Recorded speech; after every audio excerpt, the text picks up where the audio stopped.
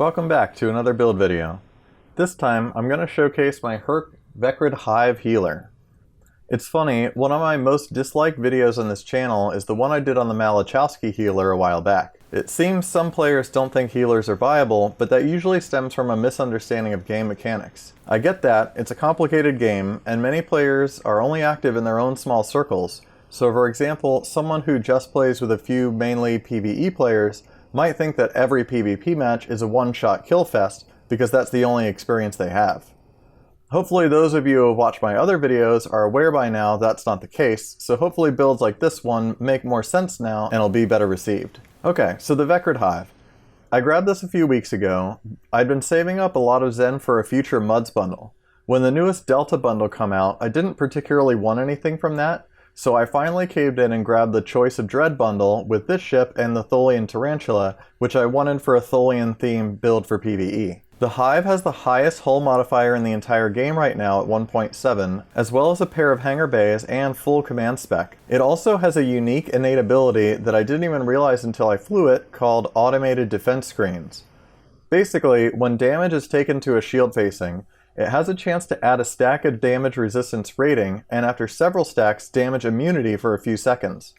This applies to each shield facing separately, so I could be immune to damage from the front for a few seconds once stacked, but still vulnerable from the sides or rear. The immunity is also pretty short, but either way, it's built into the ship, so it's basically free survivability, which is really cool and unique to this specific ship. Starting with the gear, I'm running all Baul beams except for the anti-proton support turret. This turret is from the competitive reputation and lowers the critical chance and severity of whatever I'm hitting with it. All this Baul weaponry is because I'm using Suppression Barrage on this build, which both slows and decreases the damage of anything I hit, including the refractions from Baul weapons. It's a great way to provide an umbrella of protection for your team, and the refractions even seem to hit ships under stealth, so there's a lot of utility in this setup. Alternatively, you could use something like Ferenginar plasmas to lower damage output, plasmatic biomatters for their slow effect, or go more defensive and slot weapons for set bonuses that help protect the ship itself. For example, the Trilithium 3-piece or the Synkethi 2-piece Lobi set, which adds 15% more shield hardness, or even the Radiant Anti-Proton Beam or Torpedo, which can proc some temporary hull. There's a ton of options for weapons on this build because we really aren't doing much in terms of damage, so think more about what utility or set bonus works best instead. My current configuration uses the Delta Deflector, competitive engines, and 2-piece Discovery Core and Shield. There's a lot of room for flexible configurations here, again thinking a lot about set bonuses and utility. Let me give a few alternative setup examples. Keeping the competitive engines, I could switch the core and the shield out for other competitive pieces. That would give me bonus damage resistance against energy weapons, as well as only 5% shield bleed through. That might perform a bit better against energy builds, but I'd lose 10% hull capacity and the 120% hull regen, which on a ship with this huge amount of hull capacity is pretty significant at 4,000 or so hull restored per second. Another alternative is to slot the competitive deflector and shield, then drop the warp core for the temporal or delta core. I favor this setup a lot, as anyone has seen on my previous build videos knows. It's a free teleport that gets out of holds and other trouble, and keeps the 3-piece competitive energy resistance intact. This setup could also be done with the Discovery Deflector and Shield, keeping the regen bonus from those, and just using the competitive engines and the temporal core without any set in mind for those, just for their individual abilities. If I give up the competitive engines, I lose a lot of speed for positioning. I'm hesitant to do this because I'm always trying to close the gap between myself and a teammate to keep them healed up. I can't even count how many times I've turned towards a friend flying back towards me rapidly, in desperate need of healing, and made it just in time thanks to the comp engines. Without them though, we could keep the same 2-piece Discovery set, and also run the 2-piece Borg set from the old days, which brings a pretty good amount of self-healing. Another non-comp engine option is to just use the full 4-piece Discovery set. Mycelial Lightning can help pop enemy pets since it scales off of just max hull, not weapon power, so that's a good anti-pet spam arrangement. The 4-piece also offers an ability called the Power of Math, which increases our maximum hull by 3% up to 20 stacks. That's 60% more hull. That's pretty sweet, but it's not quite as good as it sounds. Anything that's a max hull increase is based on your ship's base hull, not what shows in your stat screen in space. If you beam to ground, you'll see your ship's base hull. That's what it's based on, so it's not as big of a boost as you might think. There's lots of other good options, like the 3-piece Soul Defense set, or the Terran engines which offer resistances when disabled, the Kabali Warp Core that has a big shield heal, or other combinations of various sets. I think my original setup is the most versatile as far as speed and survivability, so that's what I'm sticking with for now. Okay, consoles. The centerpiece of this build really is these 3 Fleet Embassy hull repair consoles. I use Control X variants, but Drain X could also be used depending on who you're dealing with. I mentioned these in the free-to-play Scryer video, but I wasn't totally pleased with those on that ship, but they really excel on this one. They have a low chance to activate, only 2.5%, but that's per hit, which makes them go off like crazy in certain situations. For example, in PvP, you might be surrounded by pets and science spam like gravity wells and so on, which are constantly applying small amounts of damage to your ship. If you're fighting purely single target damage builds like beam overload ships, these won't perform as well, but that's not as common of a situation right now. To make them even more exciting, the amount these heal is increased by our own hull restoration skill as well as things that increase hull healing in percentages. That brings me to the next 3 consoles. Troyes Protocol from the Da Vinci, Regenerative Integrity Field from the Kobali Samsar, and Sustained Radiant Field from Iconian Reputation. Each of these offers a flat percentage boost to hull healing, including those embassy consoles, as well as our bridge officer abilities and other traits I'll get into later. The reason these are so important is because this ship is more or less able to passively heal itself without much help, so that frees up bridge officer heals to be used on teammates. You can't be an effective healer if you're too busy healing yourself. These 3 consoles are more effective than the equivalent hull restoration increasing consoles, but if you don't have one of these, run over to your fleet dilithium mine and grab an enhanced neutronium with hull repair.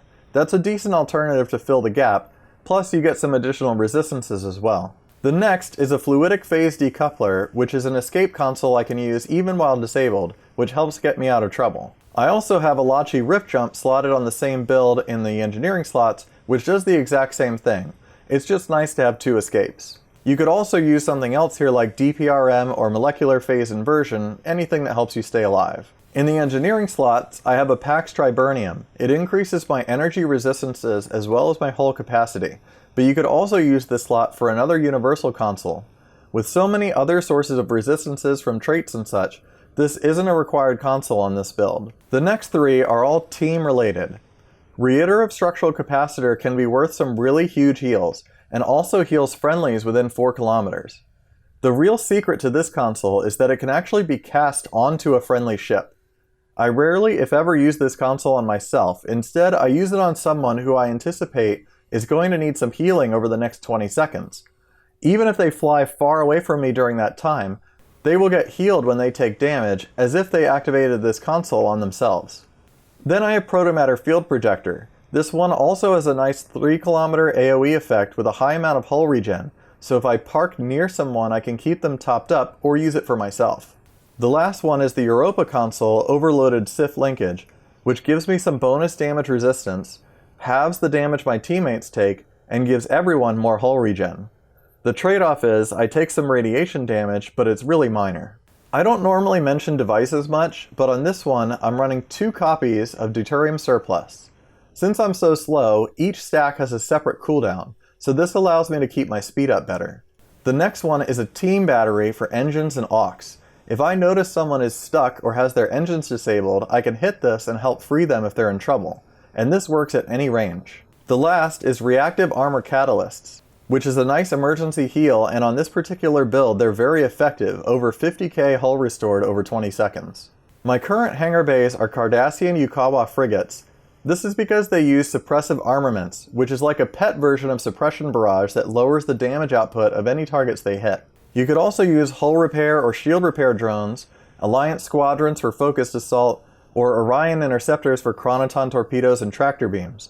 Really, there's a lot of options here for pets that help your team out. For specializations, I'm using Command Primary, again for the boost morale, which clears the entire team's debuffs over 4 seconds, and Miracle Worker as a secondary, which gives me some damage resistance while healing and clears drains and damage over time effects. Miracle Worker also adds critical healing, which works really well on this build. I've had engineering teams hit for 80k or even higher in certain situations thanks to critical heals. Personal traits. I'm using secret command codes and reconstructive radiation for even more self-healing. Pseudo-submission helps break the occasional target lock, so that's nice to have, and Give Your All dodges 20% of incoming damage when activating engineering abilities. Since I'm a science captain, I'm also using Intelligent Agent Attaché for faster subnukes and Unconventional Systems to get some of those universal consoles up faster.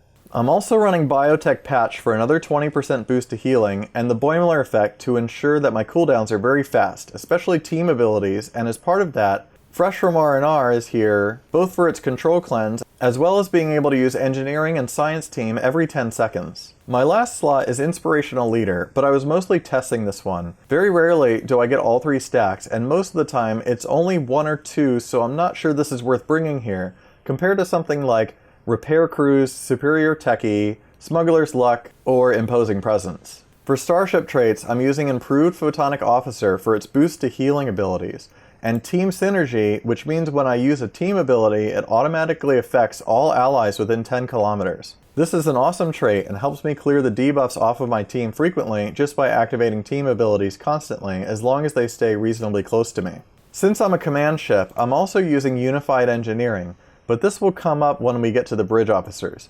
I only have 1 activation for this, and it's every 20 seconds, and the boost from this trait only lasts 15 seconds, so it's only up 75% of the time. If I swap this out for Good Day to Die, for example, I could drastically increase my own healing, but my team gets no benefit. Maybe I could also use Superior Area Denial for a debuff, or Going the Extra Mile, or Radiant Nanite Cloud for more outgoing healing. A few different options work here.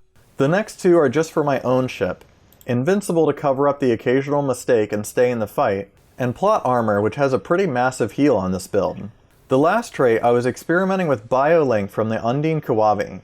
This can give up to 75% hull regen and 30 damage resistance to all teammates within 10 kilometers, so it's a nice team benefit. As for reputation traits, I'm pretty defensive here, using Aux Power Defense and Advanced Hull Reinforcement for more resistances. I also have automated protomatter conduits for fast regen, as well as critical deflection, which is great to use as this ship is a nice large target. The last trait is Evasive Tactics to try to avoid some control effects. I don't often recommend Landry's Loyalty anymore, but that could also work well on this build. Bridge officers. I'm using Emergency Power to Engines, critical for keeping up with the fight, even though I find myself at quarter impulse many times in this ship. That cycles alongside Emergency Power to Aux, which triggers some of my duty officers that increase hull healing, which I'll show in a moment. Aux to Dampers gives me an immunity to disables and the repel of gravity wells, and triggers the BioLink trait too. And the last engineering ability is Engineering Team 3, which is the largest single heal that I have. In the command seat, I have Suppression Barrage 3, which when combined with the Baul weapons can drastically reduce another team's damage output. I could also slot something like Rally Cry 3 here for another big heal, which also clears debuffs, or reverse shield polarity to keep my shields up. Suppression Barrage also adds another stack for BioLink and is my only trigger for Unified Engineering. So if I switch to anything else here, I definitely drop Unified Engineering for something else. Next, the Lieutenant Commander seat has a Science Officer. Science Team 1 is plenty for clearing debuffs, Photonic Officer for the increased healing from IPO, and improved cooldowns with the Boimler trait. The top slot here is Hazard Emitters 3, which cleanses as well as offers a large heal and resistance to the target or self. The actual Science seat here is just used for Unconventional Systems procs. I was using Jam and Scramble, but I could also use Tractor Repulsors or other combinations here. Really, they're just here so I can use my universal consoles more often. The tactical seat has Tac Team, which distributes shield facings and is also applied to the team thanks to Team Synergy, and Fire at Will 2, which helps distribute all of those Baul refractions, and the Suppression Barrage debuff all around.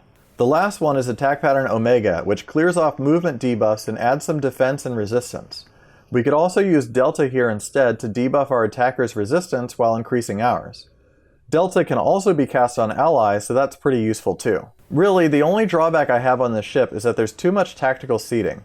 I'd love to have another science ability for Unconventional Systems or something else instead. Duty officers. I have 3 maintenance engineers that increase hull restoration skill by 25 each, which is why I'm cycling Emergency Power to Aux. I also have a Warp Core engineer that clears debuffs, and the officer that extends the duration of aux to dampers to keep that running. The last slot is a con officer that lets me use evasive maneuvers more often. My other healers all basically use the same exact duty officer configuration, so it's tried and tested. Thanks for watching.